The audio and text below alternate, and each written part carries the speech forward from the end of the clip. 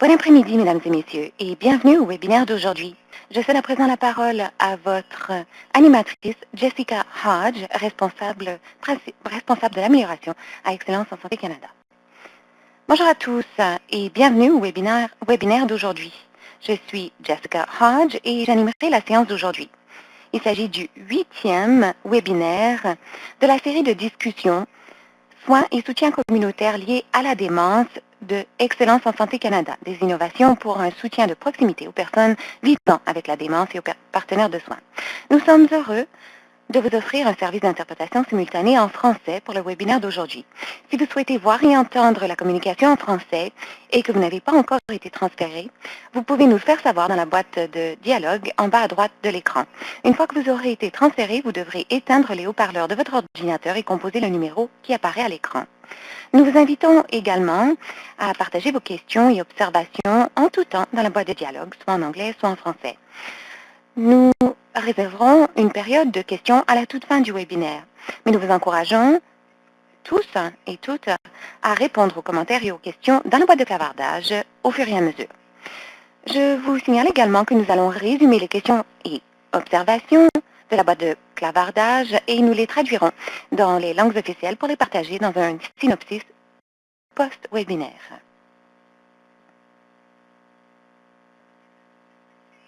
Les participants d'aujourd'hui comprennent des représentants de partout au Canada.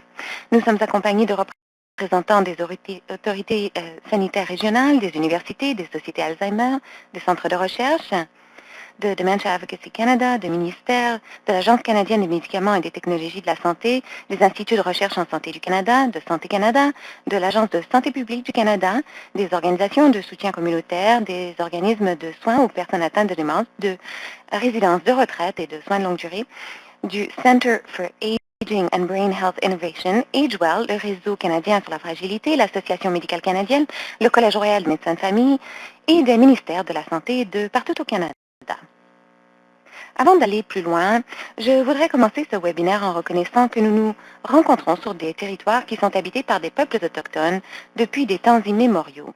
En particulier, nous reconnaissons que j'anime moi-même ce webinaire depuis Perth, en Ontario, qui est le territoire traditionnel des peuples Anishinaabeg, Huron-Wendat et Haudenosaunee, les peuples Iroquois du Saint-Laurent. Ce territoire est couvert par les traités du Haut-Canada. Je vous encourage tous à partager dans la boîte de clavardage le territoire d'où vous nous joignez aujourd'hui. L'équipe de Excellence en Santé Canada, qui est derrière cette série de webinaires, comprend Neil Dreimer, Nicole Pollack, Emily Lalonde et moi-même, Jessica Hodge. Mes collègues, Sheena Powell et Delal Sakali, sont en coulisses pour produire le webinaire.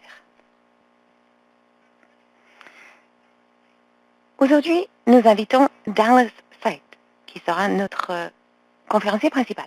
Bonjour, je suis Dallas Seith. Est-ce que vous m'entendez? Oui, absolument. Allez-y. Bien. Merci à tous d'être présents. Je suis psychiatre spécialisée en gériatrie à l'Université de Calgary et je travaille au Brain Institute. Merci, Dallas. Nous sommes également accompagnés de nos co-animatrices Mary Beth Whiten et Mimi Lowy Young. Elles vont surveiller la boîte de clavardage. Mary Beth, je vous laisse vous présenter.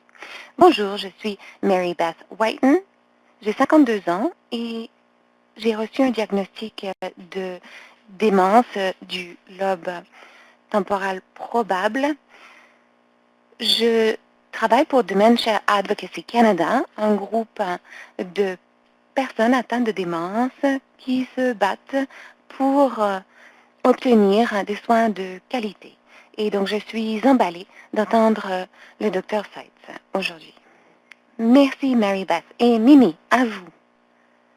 Bonjour, bon après-midi, bonne matinée, où que vous soyez. Je suis Mimi Lowy Young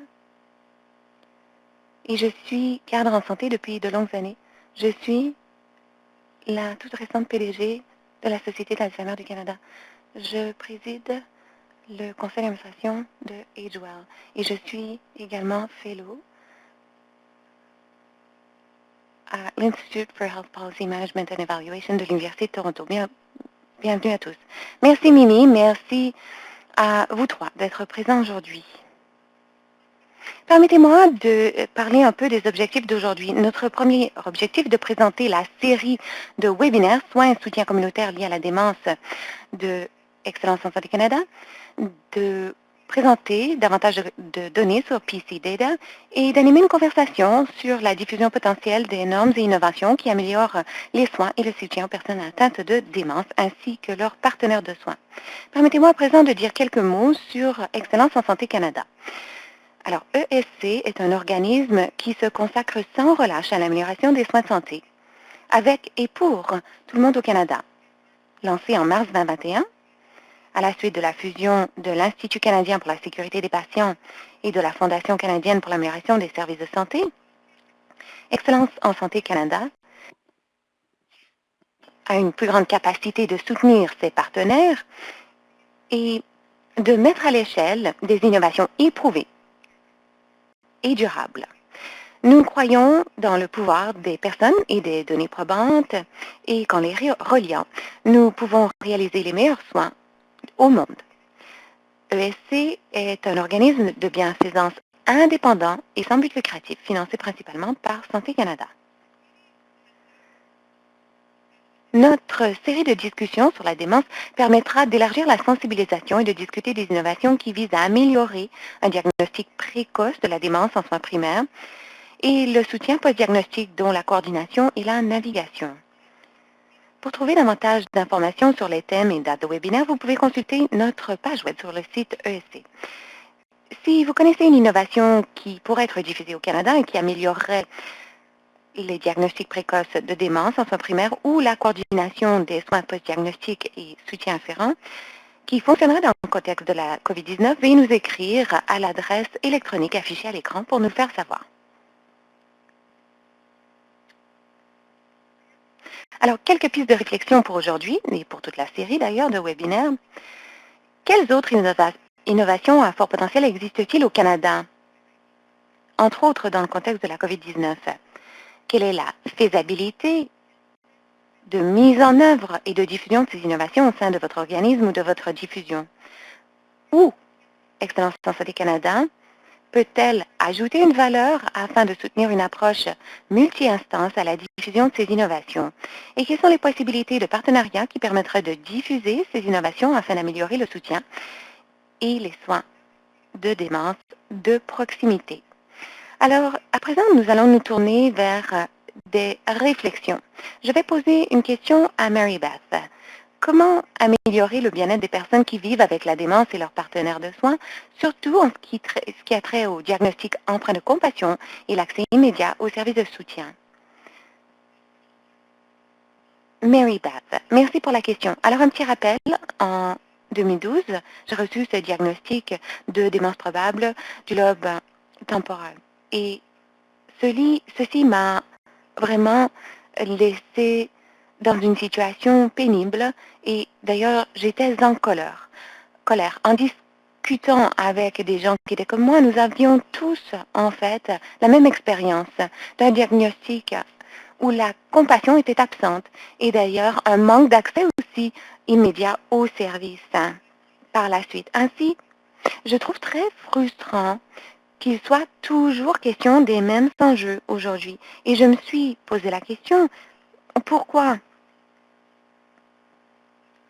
les choses évoluent-elles si lentement? Qu'est-ce qui s'est passé depuis 2012, depuis mon diagnostic? Qu'est-ce qui se serait soldé par un changement radical depuis, ou même un changement, et qui se serait soldé par une amélioration des objectifs que nous évoquions il y a un moment? Je pense que ce qu'il faut faire, c'est prendre un peu de recul. Et je crois qu'il faut surtout penser à cette question sous l'angle des droits de la personne, plus précisément en ce qui concerne la Convention sur les droits des personnes handicapées. Et ceci nous permettrait de nous aligner d'ailleurs sur la stratégie de la démence du Canada qui voit les droits de la personne comme un principe fondamental. C'est quelque chose pour laquelle on s'est battu d'ailleurs. Alors pour une personne atteinte de démence, il faut être perçu comme quelqu'un qui a des droits et qui a toujours beaucoup à contribuer à la société. Et cela signifie donc prodiguer des soins personnalisés à chacun. Et le plus important, c'est que cela s'appuie sur des valeurs de respect des droits et de l'autonomie qui permettraient de maximiser le bien-être. Cela signifierait également un engagement en faveur de la souplesse des services, de services réactifs obtenus en temps utile, et cela signifierait aussi écouter les besoins et les volontés de chacun pour qui les services sont offerts, c'est-à-dire ajuster ces services, ces soutiens, afin d'aider les personnes concernées dans ce qu'elles valorisent le plus. Cela doit s'inscrire dans le processus de diagnostic. Dès que le diagnostic tombe, comment la nouvelle de démence est-elle communiquée et quels sont les soutiens offerts par l'omnipraticien? C'est ce qui aura le plus d'influence sur le résultat pour ce patient. Ainsi, si on prend la Convention sur les droits des personnes qui ont un handicap, article numéro 9, la description est la suivante. Les services de soins de santé et l'information doivent être accessibles aux personnes atteintes de démence. La question devient, le Canada y parvient-il dans chacun des cas? Et la réponse est non. L'article 25 déclare jouir de la plus grande possibilité de qualité de vie sans discrimination, garantit aux personnes handicapées la possibilité d'une vie exempte de discrimination, dont l'accès au même éventail et à la même qualité de services de santé que le reste de la population. On peut se poser la question, est-ce que le Canada le fait pour chaque personne atteinte de démence? Et la réponse est non. Ainsi, je pense, lorsqu'on examine cela, nous l'avons fait pour le cancer. Les diagnostics de cancer sont beaucoup plus compatissants. On peut le faire pour la démence également. Mais la question est de savoir quand. Quand donnera-t-on aux personnes atteintes de démence un diagnostic compatissant avec un accès immédiat à des services de soutien? Et je m'interroge, combien de recherches faut-il avant que la stratégie canadienne en matière de démence n'atteigne ses objectifs, c'est-à-dire d'améliorer la qualité de vie des personnes atteintes de démence et leurs partenaires de soins? Ça fait 8 ans moi-même que j'attends et je dois poser la question, combien d'années devrais-je encore attendre avant qu'un changement systémique ne se produise dans la communauté médicale et d'ailleurs en dehors de la communauté des soins médicaux, en exigeant que l'on respecte les droits des personnes handicapées? Merci, Mary Beth, d'avoir partagé votre expérience. Mimi, j'aimerais à présent vous poser une question. Dans quelle situation une solution virtuelle pourrait-elle soutenir le diagnostic des personnes qui vivent avec la démence? Alors, merci pour la question. Et si vous me permettez de souligner de nouveau les enjeux présentés par Mary Beth, ils sont essentiels au bien-être des personnes atteintes de démence. Ce que je vais vous donner, ce sont des solutions un peu plus pratiques aux enjeux soulevés par Mary Beth. Il y a des possibilités de solutions numériques à divers moments du cheminement de diagnostic de démence. Par exemple, AgeWell fait référence à des gains importants qui peuvent montrer une diminution dans le temps de réaction qui pourrait être une indication de déclin cognitif. Mary Beth le signalait, quiconque a fait un test de mémoire trouvera que le processus est stressant. Les chercheurs de AgeWell trouvent à présent des moyens de détecter ces changements en se servant de tests qui soient moins stressants. Par exemple, des jeux que l'on fait virtuellement. Et le diagnostic précoce peut ainsi être fait. Vous avez peut-être assisté à notre webinaire du mois de décembre quand on a parlé de Winterlight Labs. AgeWell est d'une société en démarrage qui fait le suivi du déclin cognitif en raison des déclins de parole, c'est-à-dire qu'on enregistre la voix de quelqu'un qui décrit une photo affichée à l'écran. En laboratoire, la plateforme peut généralement rapidement identifier le Parkinson, la démence, de 85 à 100% du temps. Alors, on essaie d'analyser la parole et ça devient un outil d'aide à la décision clinique. Donc, il existe des solutions technologiques que l'on pourrait éventuellement diffuser et mettre à l'échelle et qui peuvent soutenir un diagnostic efficace pour les personnes atteintes de démence. Merci. Bien, merci beaucoup Mary Beth et Mimi. Vous nous avez donné beaucoup de matière à réflexion. À présent, j'aimerais céder la parole au Dr Dallas Seitz qui présentera un exposé sur des données en matière de diagnostic. Dr Dallas Seitz, bonjour. Très heureux d'avoir l'occasion de présenter cette communication dans le contexte du webinaire d'aujourd'hui. Alors, je vais vous présenter un projet auquel je travaille depuis un moment qui est un algorithme d'évaluation et de traitement en première ligne. Alors, je vais passer en revue le projet original où il est question de cheminement clinique et éventuellement le cours en ligne qui est plus récent. Alors, je suis professeur et médecin en psychiatrie spécialisé en gériatrie.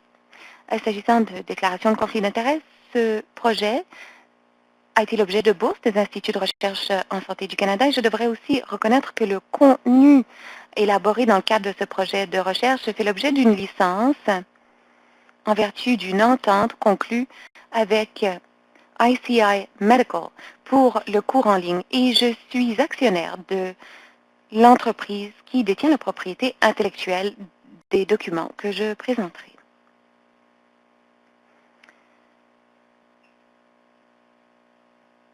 Permettez-moi de dire quelques mots sur les pratiques exemplaires en matière de démence.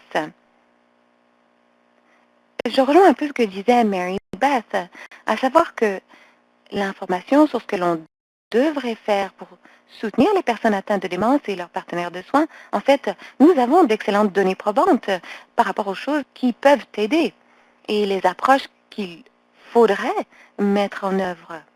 C'est-à-dire que nous avons d'ailleurs des lignes directrices pour le traitement de l'Alzheimer et de la démence qui remontent à plus de 20 ans maintenant, qui sont mises à jour régulièrement, dont entre autres l'automne dernier. Et ce sont des lignes directrices assez exhaustives. La plus récente, la mise à jour la plus récente de 2007 comprenait 146 recommandations relatives à des lignes directrices qui se retrouvaient sur 178 pages. Et les lignes directrices les plus récentes ont été publiées sous forme de résumé et d'ailleurs seront publiées dans leur entièreté le printemps prochain. Plus de 88 recommandations concernent les personnes atteintes de démence. Alors, nous avons d'excellentes données probantes auxquelles on peut faire appel pour améliorer les soins et services pour les personnes atteintes de démence. Et nos lignes directrices déclarent aussi que les soins primaires sont véritablement la cheville ouvrière de notre processus de soins pour les personnes atteintes de démence. C'est là que la majorité des patients sont pris en charge. Et on reconnaît que la majorité des patients peuvent être pris en charge efficacement par leur médecin de premier recours. Et non seulement d'ailleurs par un médecin, mais par d'autres professionnels qui ont des compétences particulières à la maladie. Par ailleurs, dans les lignes directrices, on dit qu'un programme d'éducation serait également intéressant qui favoriserait l'adoption des recommandations. Par ailleurs, pour améliorer la qualité des soins des personnes atteintes de démence, il faut une combinaison d'éducation sur la démence, mais aussi un recueil de ressources pour les gestionnaires de soins primaires spécialisés en démence. Alors, notre projet PC Data, au début, était financé par les instituts de recherche en santé du Canada et les objectifs étaient de mettre au point des outils qui permettraient d'évaluer la maladie par les prestataires de soins primaires d'après les recommandations des lignes directrices. Et le projet original a été mis en œuvre en Ontario au départ où je travaillais jusqu'à 2019, bien que nous ayons fait une mise en œuvre de ces outils en Saskatchewan avec ma collègue, le Dr. Deborah Morgan. Et plus récemment, nous avons mis au point une formation en ligne de ces outils. Alors, s'agissant de la mise au point des outils en plus des recommandations issues des lignes directrices, nous avons aussi fait un examen de la littérature scientifique pour relever les défis importants auxquels sont confrontés les services de soins primaires pour aider les personnes atteintes de démence. Nous avons également travaillé avec les prestataires de soins primaires et nous avons fait un examen de la littérature scientifique que nous avons comparé à des interviews avec des groupes de discussion auprès de patients et de proches aidants pour comprendre si leur expérience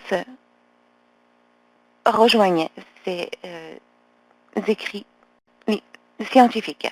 Et donc, quelques mots à présent sur la recherche qualitative que nous avons faite. Nous avons publié quelques articles à cet effet. D'abord, un qui résumait la littérature scientifique déjà publiée au Canada et à l'étranger. À gauche, vous avez le processus de diagnostic qui peut être difficile et les répercussions sur le système de soins de santé et l'individu à chaque étape.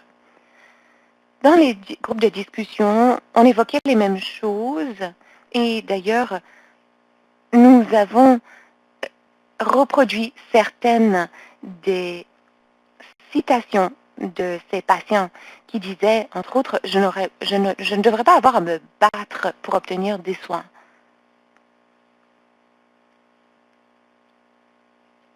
En nous servant de cette information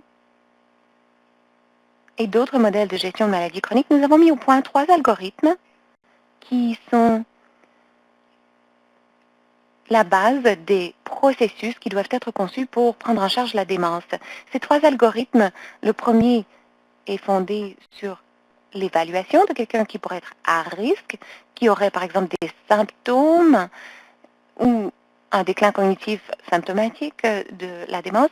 Ensuite, un algorithme concernant la prise en charge initiale de la démence, c'est-à-dire comment annoncer le diagnostic et présenter des soutiens.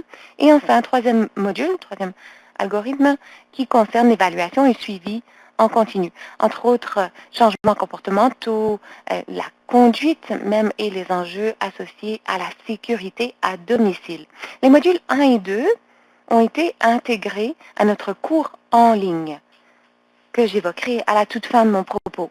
Nous avons aussi mis au point des fiches de déroulement des visites pour mieux réaliser l'évaluation des patients. Ce sont des outils très simples qui peuvent être des rappels lorsqu'un médecin de premier recours ou une infirmière praticienne examine quelqu'un atteint de démence. Donc, des questions, par exemple, à poser aux patients. On a aussi mis au point un manuel qui comprend de l'information précise et des versions électroniques. Et ceci a été versé dans un programme d'éducation. Donc, il y a une série également de documents explicatifs. Et inutile de réinventer la roue, alors nous avons voulu faire appel aux outils existants comme AD8, MOCA ou d'autres outils d'évaluation cognitive.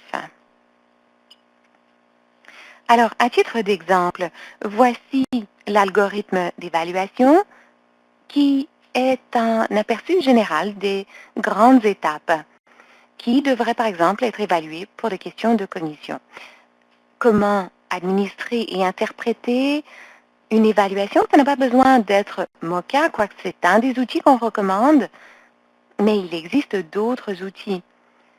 Donc, vous avez le processus d'évaluation, c'est-à-dire l'enquête et les antécédents évalués pour déterminer si quelqu'un a une un déclin cognitif associé à son vieillissement ou s'il s'agit de quelque chose de plus sérieux. Voici le deuxième algorithme qui concerne la prise en charge initiale de la démence. Comment déterminer le type de démence, comment l'annoncer et comment introduire les soutiens communautaires et pharmacologiques. Alors ici, vous avez des exemples, des diapositives dont on se sert dans le programme d'éducation qui font partie du cours. Par exemple, les facteurs de risque de la démence, les questions concernant la communication du diagnostic. Donc, il y a des recommandations qui proviennent de la Société Alzheimer du Canada, des ressources concernant les soutiens de proximité, comme la Société d'Alzheimer, et d'autres thèmes importants pour le patient. S'agissant des séances d'éducation qui ont été mises en œuvre en Ontario à l'époque où les autorités sanitaires étaient un peu différentes, mais dans notre région, nous avions à peu près 60 prestataires qui ont suivi la formation et globalement, le contenu était perçu comme pertinent et utile pour ces praticiens. Et la recherche qualitative et les commentaires ont indiqué que les outils étaient très bien perçus par ce groupe de 60 prestataires qui ont suivi le cours. Alors voici un échantillon très rapide de ces fiches de déroulement et en Saskatchewan. L'équipe qui travaille avec le Dr Deborah Morgan a introduit ceci dans le dossier de santé électronique des patients. Donc, cela fait partie du cheminement. Et s'agissant de la formation en ligne, je souhaite aussi reconnaître la contribution de la Société Alzheimer d'Ontario, ainsi que le ministère de la Santé et des Soins de longue durée de l'Ontario qui a soutenu cette formation qui sera accessible à partir du 2 avril 2021. Et d'ailleurs, ce cours en ligne ouvre la voie à l'obtention de 2 crédits Main Pro Plus. Alors, ce sont des modules de 30 à 45 minutes qui peuvent être suivis par les professionnels de la santé qui suivent donc cette formation en ligne à loisir. Et pour l'avenir, on espère pouvoir mettre au point davantage de modules selon l'intérêt des prestataires pour certains thèmes et aussi mettre en œuvre des ressources régionales. Alors, on vous a déjà dit que 60 personnes ont suivi la formation et la rétroaction jusqu'à présent est très similaire aux séances que nous avions faites en personne, qui, je l'avais dit, étaient très bien reçues. Si vous avez des questions sur ce programme, n'hésitez pas à communiquer avec moi, je serai très heureux de répondre à vos questions. Merci de votre attention et sur ce, je vais céder la parole à notre animatrice. Jessica Hodge, merci pour votre communication. Nous souhaitons vous poser quelques questions à présent. Avant ce webinaire, connaissiez-vous PC Data, oui ou non? Et enfin, j'en sais plus sur PC Data qu'avant de participer à ce webinaire. Tout à fait d'accord, d'accord, neutre, pas d'accord, fortement en désaccord. Alors, je vous laisse quelques instants pour répondre à ces questions. Et je vous invite aussi à saisir vos questions dans la boîte de clavardage et nous y répondrons très bientôt.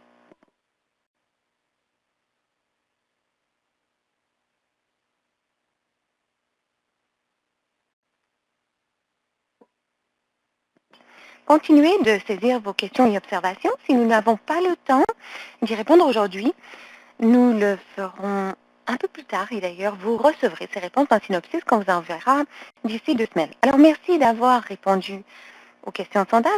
Je vais à présent céder la parole à Mary Beth et Mimi pour qu'elles parlent de ce qu'elles ont entendu aujourd'hui et de leurs principales réflexions suite à cette communication. Mary Beth. Mary Beth Whiten. Merci, merci Dr. Seitz pour cette communication fort intéressante. J'ai quelques questions. Je me demande si le type de travaux que vous entamez alors actuellement, si vous partagerez cette information avec l'OMS et l'Observatoire mondial de la démence, qui est un dépôt international de bonnes données sur la démence. Et je me demande si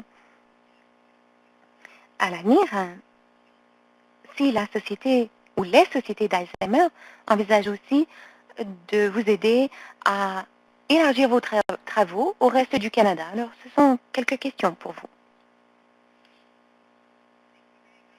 Jessica Hodge. Merci, Mary Beth. Dr. Seitz, voulez-vous répondre? Dr. Dallas Seitz. Oui, eh bien, écoutez, pour le dépôt, je dois admettre que je ne suis pas familier avec ce dépôt de données, mais ça me paraît très pertinent. Concernant les sociétés d'Alzheimer, comme je le disais, nous avons agi en partenariat avec la Société Alzheimer de l'Ontario pour le cours en ligne. Nous avons également organisé une série de webinaires en Alberta avec la Société d'Alzheimer de l'Alberta et les territoires du Nord-Ouest afin de sensibiliser les prestataires à cette formation. Et nous estimons que les sociétés d'Alzheimer sont des partenaires clés. Et bien que ces sociétés n'interagissent pas forcément avec les prestataires, nous espérons faire ce pont et présenter l'information aux prestataires de première ligne s'ils souhaitent se renseigner davantage sur les évaluations en matière de démence. Jessica Hodge, merci. Mimi, je me tourne vers vous. Avez-vous des observations? Mimi, merci. Merci, Dr. Seitz. Je crois que le travail que vous faites est formidable. Et l'importance de la diffusion et de la mise à l'échelle n'est plus à démontrer. Vous vous êtes concentré sur l'Ontario et c'est une bonne nouvelle. Je pense que les possibilités, comme Mary Beth le disait, les possibilités de communiquer avec les sociétés d'Alzheimer des provinces et le Collège des médecins de famille du Canada afin de commencer à enraciner ces apprentissages et ces processus dans les processus de diagnostic.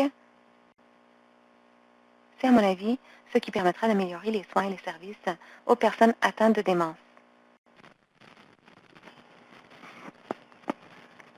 Bon, alors c'est une excellente question. Une des premières choses que l'on voudrait faire, c'est que l'information pour le moment n'est disponible qu'en anglais. Alors une des priorités sera de tâcher d'obtenir suffisamment de ressources pour avoir une traduction en français. Et je crois que ces sujets concernant les communautés diversifiées, l'inclusion, l'équité sont fort importants. Et bon, j'en ai parlé dans nos évaluations des besoins.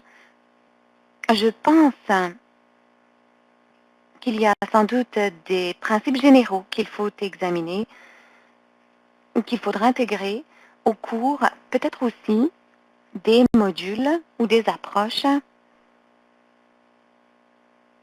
pour les prendre en compte, car ils ne sont sans doute pas pris en compte de manière aussi complète. Je pense qu'on reconnaît à présent qu'il faut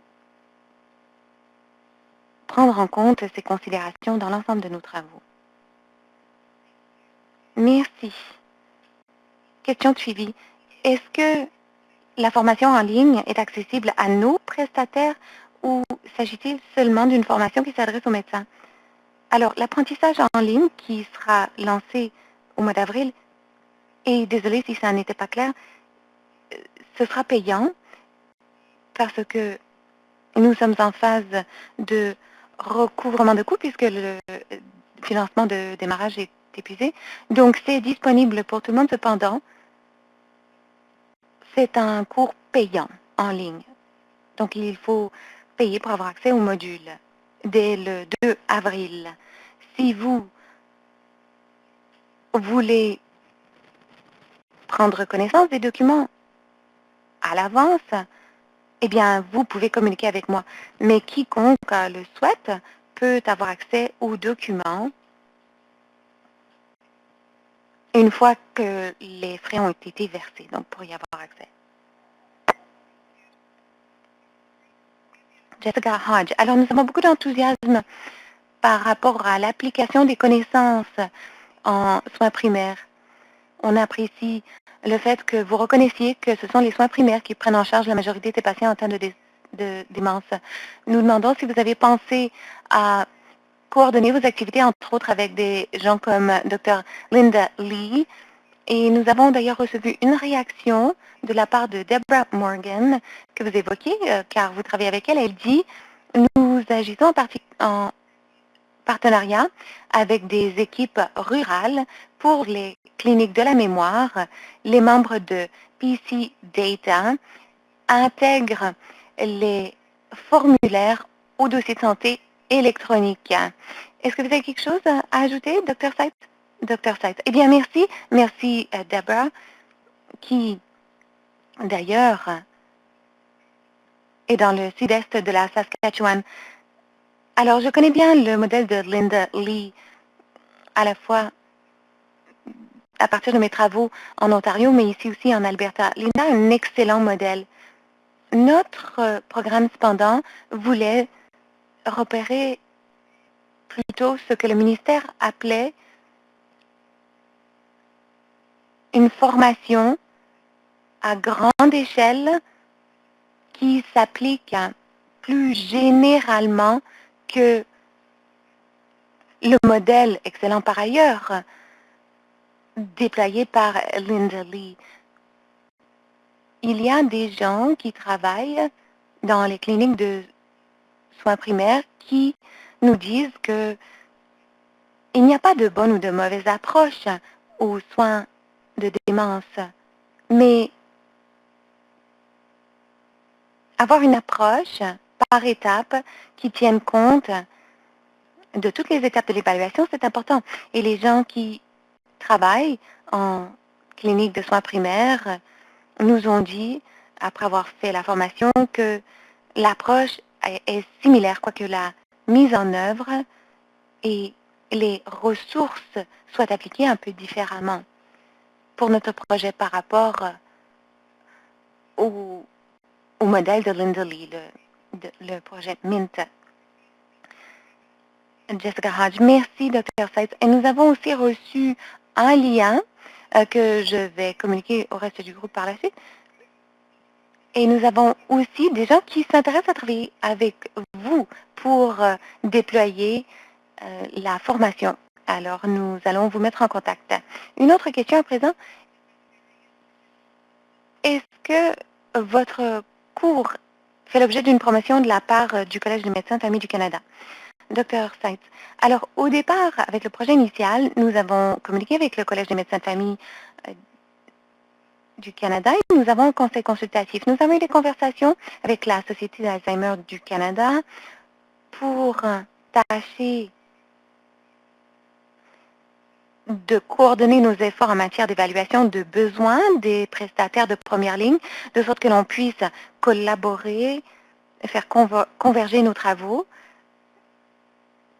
Alors, nous travaillons à mettre au point ces relations et nous cherchons évidemment à collaborer avec davantage de professionnels et d'organismes de soins primaires, dont aussi les ordres professionnels.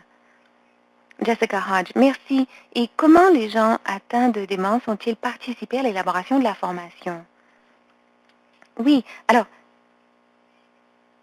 en toute honnêteté, les personnes atteintes de démence ont donné leur rétroaction par rapport à la formation, mais n'ont pas forcément contribué directement à l'élaboration de la formation. Je pense qu'à l'avenir, dans des modules futurs, je pense que ce serait utile d'obtenir la rétroaction des personnes atteintes de démence pour mettre à profit leur expérience, car à mon avis, c'est ce qui est le plus efficace pour les prestataires, c'est-à-dire que notre objectif ultime est d'améliorer les soins. Alors, s'il y a un domaine à renforcer pour l'avenir, c'est certainement celui-là, de mettre à contribution les personnes atteintes de démence elles-mêmes. Jessica Hodge, c'est formidable de l'entendre, Dr. Seitz, car il est toujours important de faire appel aux personnes atteintes de la maladie en question. Une question, pouvez-vous nous parler des gestionnaires de cas eux-mêmes? Est-ce qu'ils sont mis à contribution, Dr. Seitz? Eh bien, au Québec, il y a des ressources, ou des infirmières, je pense, plutôt, qui sont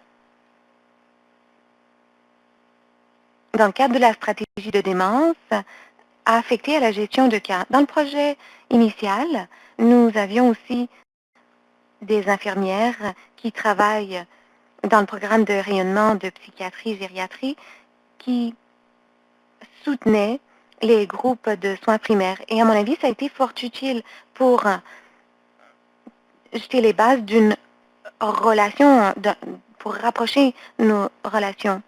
Cela dit, je ne pense pas que ce modèle de gestion de cas est décollé autant qu'on l'aurait peut-être espéré, comme c'est le cas par exemple aux États-Unis, et c'est malheureux.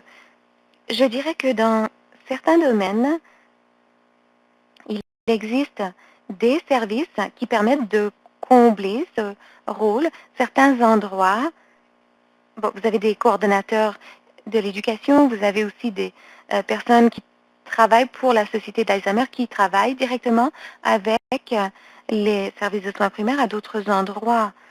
Vous avez des processus qui sont plutôt gérés par des professionnels des soins à domicile, mais c'est un travail en courte pointe qui est très peu homogène au Canada.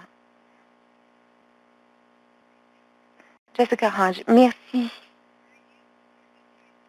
Est-ce que vous travaillez à intégrer des soutiens de proximité ou des soutiens sociaux en plus des interventions médicales dans vos outils? Docteur Seitz, oui, justement, je dis que le traitement le plus efficace que nous ayons pour la démence, ce sont les gens et les services. Et donc, la première étape suite au diagnostic lui-même, et ça fait partie des documents éducatifs, c'est d'abord de tâcher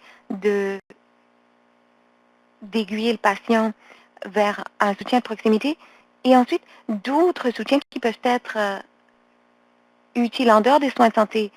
Cela pourrait s'agir de programmes récréatifs, cela pourrait être des soins à domicile, cela pourrait être des programmes d'activité selon la personne. Alors cela fait partie de la formation en général.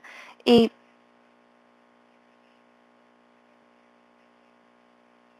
nous espérons justement que vous soyez en Colombie-Britannique ou au Manitoba, que vous suiviez cette formation, que vous puissiez avoir une personne ressource locale dans la formation qui s'adresse à vous directement et à votre localité. Pour le moment, c'est difficile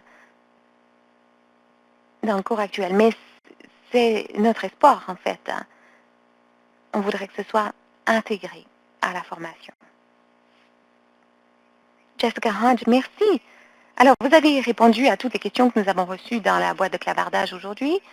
Alors, sur ce, j'aimerais remercier le Dr. Seitz pour son exposé. J'aimerais aussi remercier Mary Beth Whiten et Mimi Lowy Young pour leur réflexion. Merci à nos productrices, aux téléphonistes et à l'interprète pour leurs efforts afin de réaliser ce webinaire. Enfin, merci à vous tous d'avoir été des nôtres aujourd'hui. Et dans quelques instants, je vais lire quelques questions d'amélioration de la qualité. Vos réponses nous sont très précieuses car elles nous permettent d'orienter les prochains webinaires. Veuillez noter que le prochain webinaire de cette série sera sur Zoom. Nous vous enverrons un lien par courriel dans les semaines à venir. Si vous ne recevez pas cette information de notre part avant le webinaire, s'il vous plaît, écrivez à cbd-dnc à hec-esc.ca pour nous le dire. Et ma collègue Émilie inscrira cette adresse électronique dans la boîte de clavardage. Alors, pour les questions de sondage à présent, dans l'ensemble, je suis satisfait ou satisfaite de ma participation au webinaire.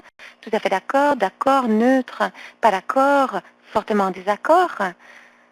Et ensuite, dans l'ensemble, j'ai été satisfaite de la façon dont j'ai pu participer activement à ce webinaire. Tout à fait d'accord, d'accord, neutre, pas d'accord et fortement en désaccord.